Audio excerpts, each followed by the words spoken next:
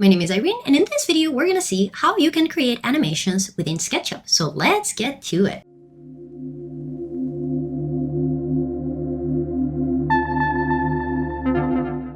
Right. So far we have learned the fact that we can create scenes and the fact that we can export those scenes as individual images or as a batch of images using animation.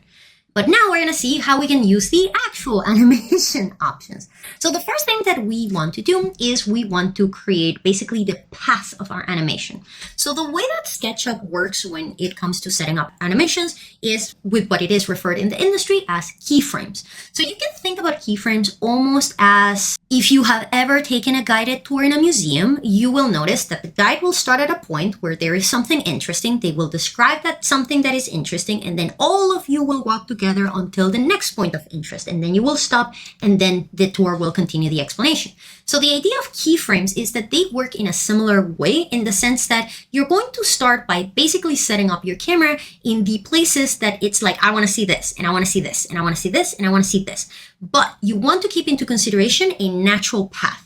So what do I mean with this? Well, I mean that I don't want to have, let's say my starting keyframe is going to be somewhere like this, and then my next keyframe is going to be somewhere here, and then my next keyframe is going to be somewhere like here. Because then what's going to happen is that basically my animation is going to be jumping back and forth, back and forth, back and forth, and you're going to get really, really dizzy. So that's not the way that we want to do things. Instead, what you want is you want your keyframes to follow a natural path as if you would be walking. So let's say, for example, that what I want to do here, let's say I'm going to start, I really like my start point here. When you are working with animation, you don't necessarily need to worry so much about having a massive field of view, because you no longer need to worry so much about fitting everything in a single scene, because remember, you're going to be walking around. So like whatever is convenient is fine, right? The other thing that you can do if you find it useful is you can use your walk tool or your look around tool to help make sure that things remain the way that you want them to be. For example, I like to use, when I'm doing animation, I like my eye height to be consistent,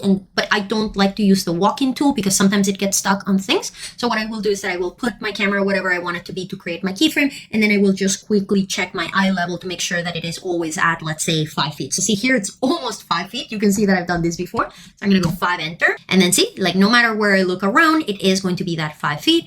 Because this is an animation, then it's not as important to preserve the 2-point perspective, because you may have noticed that whenever you orbit, whenever you move your camera, it kicks you out of that 2-point perspective. So in this case, it is not as necessary or as important as when you are working with still images. So the way that our animation is going to work is kind of like the same way as setting up any other scene has been up to this point. I'm going to click on my plus, and that is going to create a new scene. Now, very, very important. All of these scenes that I have here were for my slides, so to speak. So what I want to do here is I want to have all of my slides on one side, and then I want to have my animation all the way at the end. So what I'm going to do is I'm going to take this is the first scene in my animation, and I'm going to use my little arrows here to move it down all the way to the end. The other thing that I'm going to do is I'm going to rename it to just 1, and then what's going to happen is that subsequent scenes should be just like 2, 3, and so on and so forth.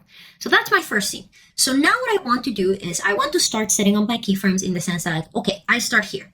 Where do I want to go now? So again, you can use the walk tool if you want. You can use the look around tool if it's more handy to you. I like to move by orbiting and zoom in and that kind of stuff and panning, but you do you, whatever is comfortable for you. So let's say that in my case, I want to start here, and then what I want to do, oops, I got inside the model, zoom, zoom, zoom. And then what I want to do is I want to basically walk towards my dining area. So let's say we're going to go here. And then again, because I want my height to be consistent, I'm going to go look around and then 5 feet, enter. There you go. In this case, it needed to drop a little bit. And then we're going to say that I'm going to stop it there, and I'm going to add a new scene. So I'm looking at my dining area. Let's say that I'm going to get a little bit further in. In fact, let's say that I want a shot that is like perfectly aligned. So I'm going to use one of my window panels to get perfectly aligned with my dining area. And then again, I'm going to use my eyes, and I'm going to set it up at 5. Okay, perfect. So this is This is very nicely centered. And now I'm going to create my next scene. And again, naming them is unnecessary. I just like to do it for organization. So, okay, I am looking at my dining area and I want to rotate my view. And now I want to look at my kitchen from this side, almost like I went into the dining area and now I want to look at the kitchen from the dining area.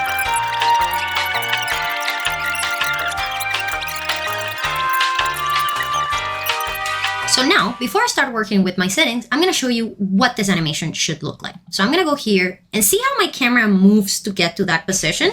So this is what your animation is going to do. So you start on keyframe 1, and when you say, I want to go to keyframe 2, this is the movement that your animation is going to do. And when we go to 3, then this is what it's going to do. And then when I do 4, oh! So I want you to notice something immediately here between 3 and 4.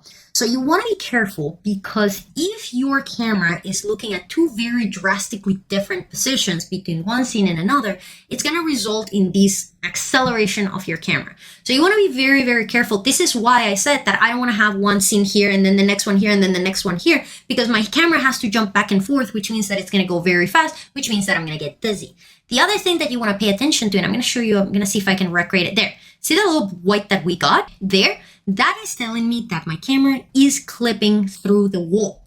Now, in this case here, it's just for a second and the camera is moving fast enough that you may not notice it, but you want to be very, very careful with this. We're not Ghost, and if in your walkthrough you are constantly clipping in and out of geometry, that is going to break the illusion that the animation is trying to create. So make sure that you're very careful about this. If you have to, you can adjust your scene. So for example, let's say that I'm going to move my scene a little bit more to the right here. See if hopefully that can help me avoid clipping through that wall. So if I update this guy here, let's see now, if I go 3, no, it is still clipping from 3 to 4.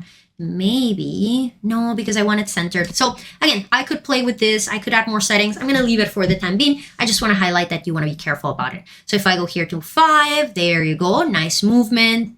Then there, and there is going to finish there.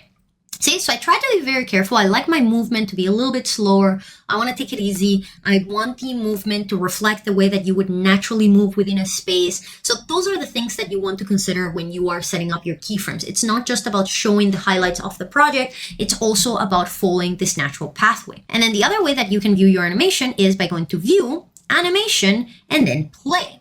So see, this is going to show you the actual speed that the animation is going to move at. So you can see that there's actually something that I do not like, which is the fact that you may notice that the scene is stopping. So it's like I'm moving to a location, it stops. Moving to another location and stops. Move to another location and stop. And then now the other thing that I want you to see is, my floor plan, ceiling plan, and these other views here are not supposed to be a part of my animation. So this is showing me that there are several things that I need to fix here. So let's fix them all.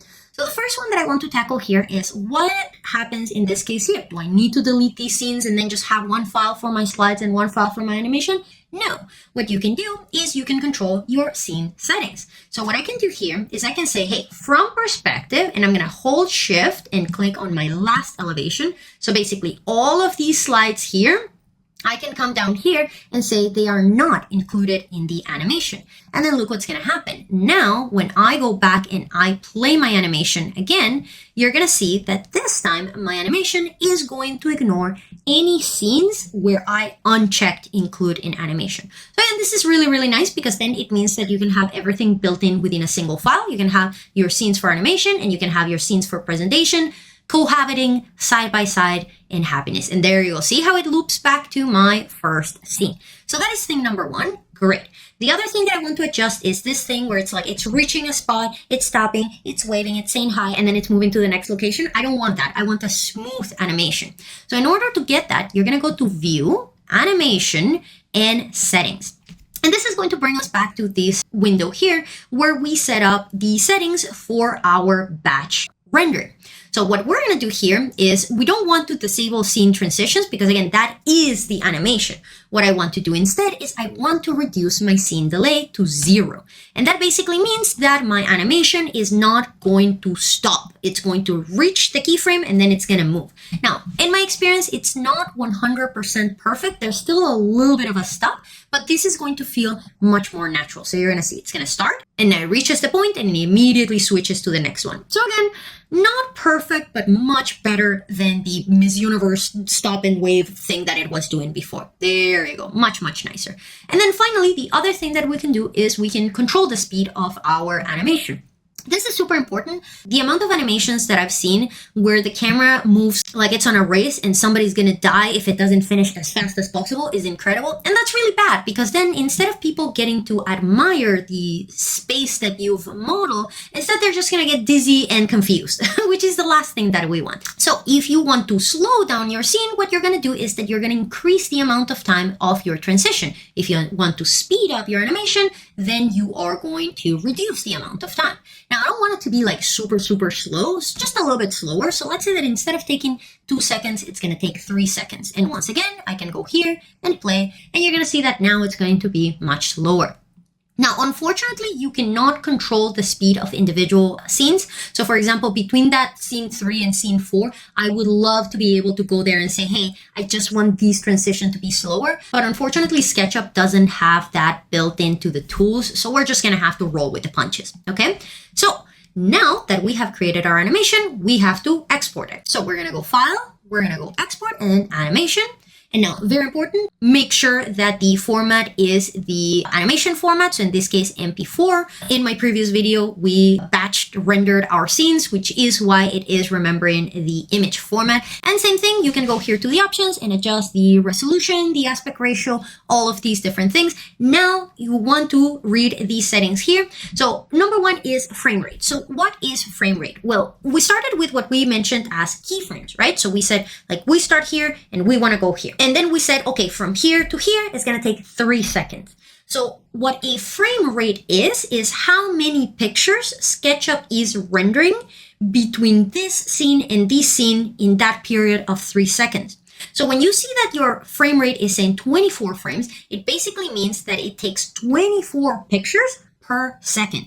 So if we have 3 seconds between one frame and the next one, then that means that to move between keyframe 1 and keyframe 2, your SketchUp is going to render 72 images, I think it is. So this is important for 2 reasons. Number 1, lower number of keyframes means that your animation is going to look choppy. If you have ever looked at like Charles Chaplin or those like really, really old like first movies, you may have noticed that the movement is very choppy, like they go like tuck, tuck, tuck. That is because they were working with less frame per second. So you want these frame per second to be high. How high? High enough that the animation looks smooth. Now, you want to be careful with this because the other thing to consider is that higher frame per second means that it has to render more images, which means that it's going to take longer to process. There is this whole argument in the gaming community about what is the ideal number of frames per second, if it's 60, if it's 120, if it's a million. But 30 is the minimum that we humans need in order for things to look smoothly the way that we see them in the real world. So I would say this is not a like Counter-Strike shooter. You do not need 60 frames per second or anything higher than that. So you can just go with 30.